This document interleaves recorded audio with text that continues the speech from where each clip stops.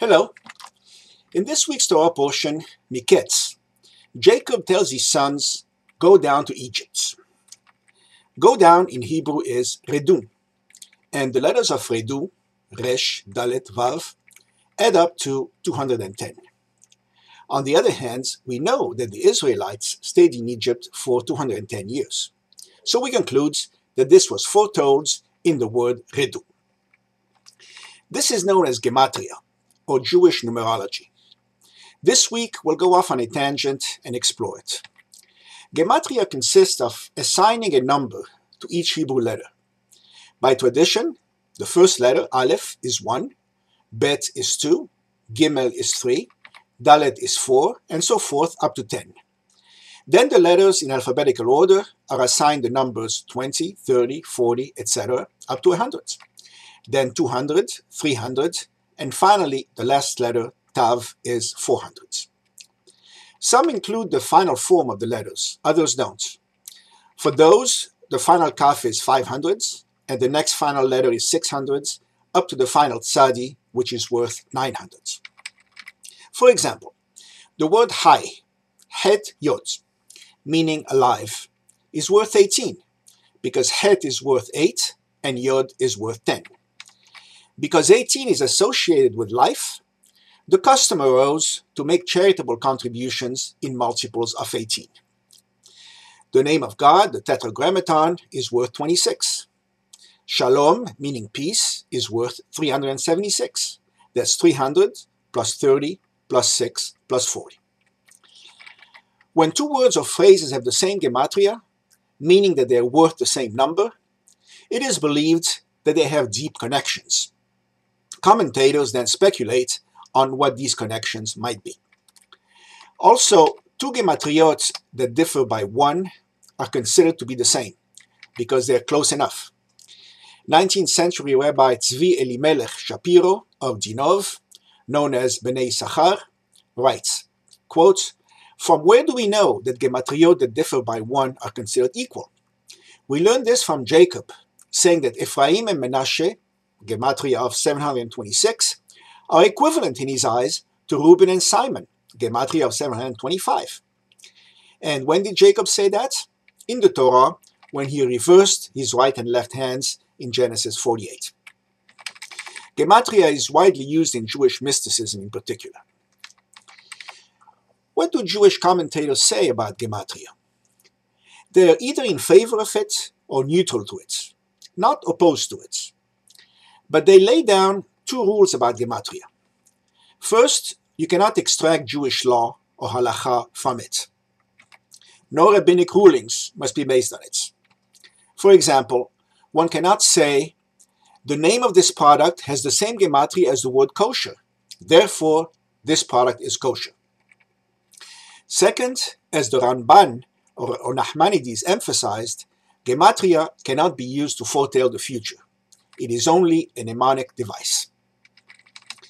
What objections can be raised against the use of gematria? First, a method for extracting meaning from Torah must be applied consistently or not at all. You can't apply it when it suggests associations that make you feel good, and decline to apply it when it suggests unpalatable associations. For example, as we saw, the number 376 is associated with shalom, peace. But it is also associated with Esau, Jacob's evil twin. Are the two connected? It would be a stretch. Yet, some commentators do suggest a connection. The Baal HaTurim, the 14th century Spanish commentator, says, quote, if not for his name, which means peace, Esau would have destroyed the world.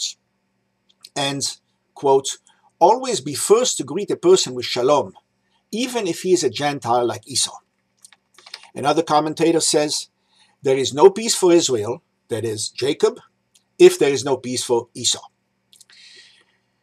These are nice homiletics, but hardly compelling. A good counterexample is the number 86. It is associated with Elohim, the first name of God mentioned in the Torah.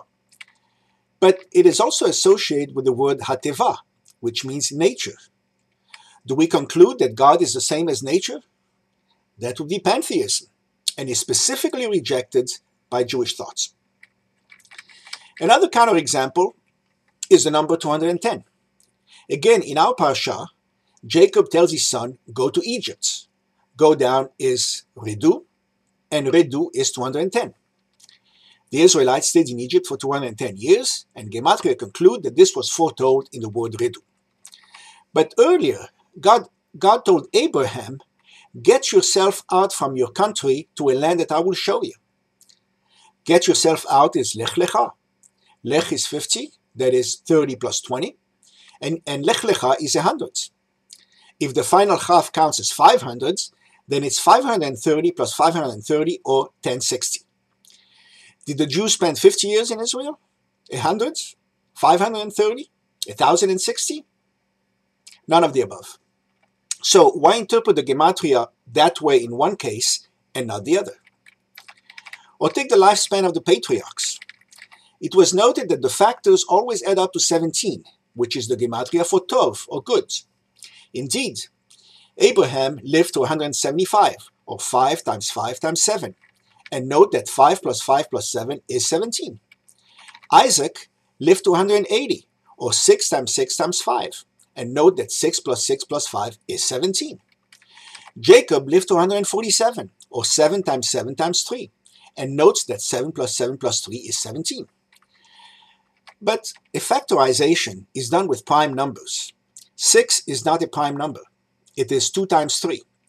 If you replace 6 by 2 times 3, that Gematria observation becomes invalid. Or consider the principle that two Gematriot that differ by 1 are considered the same. If so, then if they differ by 2, they are also the same, because each is equal to the number in between. And if they differ by 3, they are also the same for the same reason, and so on. So they are all alike, and anything can be interpreted to mean anything. Another problem is that many practitioners of Gematria confuse finding a deep connection, which is hard, with putting the two words in the same sentence, which is easy. One can always come up with a connection by thinking hard enough. But is that connection compelling? Are we manufacturing teachings out of thin air? Foreordained teachings that we already know and resonate to, and that do not require Gematria validation to begin with? We can conclude that Gematria is a practice whereby, if you know the answer in advance, you can look around until you see numbers that give it to you. If you don't know the answer in advance, it is useless. That's essentially the conclusion reached by Nachmanides, mentioned above. Gematria can be a useful mnemonic device, but cannot be used to predict the future. Shabbat Shalom.